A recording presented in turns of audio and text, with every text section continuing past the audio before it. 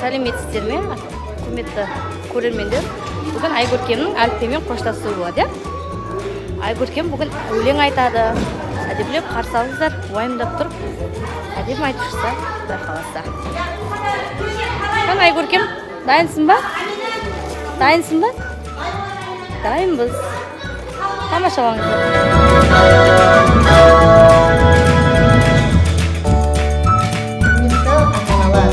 Ұстаздар, оқушылар, бүгін біз үшін ерекше күн.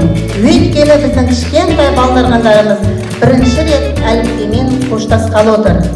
Білім жолында жаңа бір белестен қадам басқалы тұрмыз.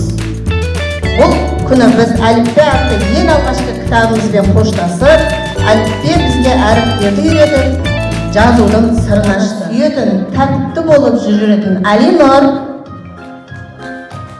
байсалды әрі ақылды, қылығы оның тартымды Жанару, сабақта отырып ән салатын, айтқан тілді алатын Айкөркем,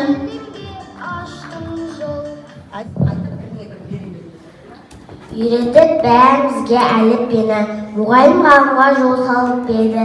Адамның ақыл ойы мақсаттары оқудың сәулесімен жарық қойды. Әліппемен әліппем, өмірде керемет танытмен, қайта мұңет, өзге көп рахмет. Қуанымды сыйлаймын, қуанықты мақы, әліппені ұмытпын, қотатады қолмақы. Сан-қамақ боп білімнің көріне біз, жақсыдан артқа қалар мәңгілік із. Білімнің белесіне жетелейтін әліппеге алғыс деп бас иемін. Үйретіп бізге алғаш әліппені, ұстазымыз ғылымға жол салып берді. Адамның ой арманы, мақсаттары оқудың сәулесімен жарық көрді. Әліппемен қош айтысып баламыз, енді қолға басқа кітап аламыз. Ата-ана қуанышқа ортақ бол, сауатты болып шықты міне баламыз. Ән Қалбай Айкөркем қызымыздың орындауында оқып біліп үйренеміз.